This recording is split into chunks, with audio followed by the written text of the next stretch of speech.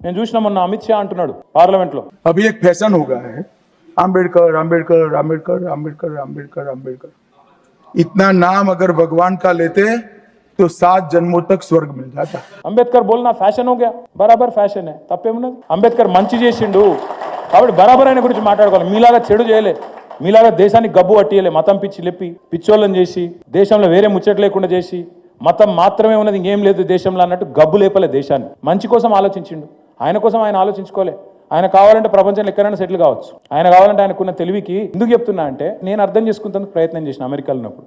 ఒక మన దేశంలోనే ఉన్నదా రిజర్వేషను, ఈ అమెరికాలో మనకి ఇస్తుంటుందా అని చూసిన. మీకు చాలా మందికి తెలియదు, అమెరికాలో అఫర్మేటివ్ యాక్షన్ అని ఒకటి ఉంటుంది. అది కూడా ఇవాళ పెట్టలే, 1950-60లో పెట్టిండ్రు అక్కడి ప్రభుత్వం. ఎందుకు పెట్టిండ్రు?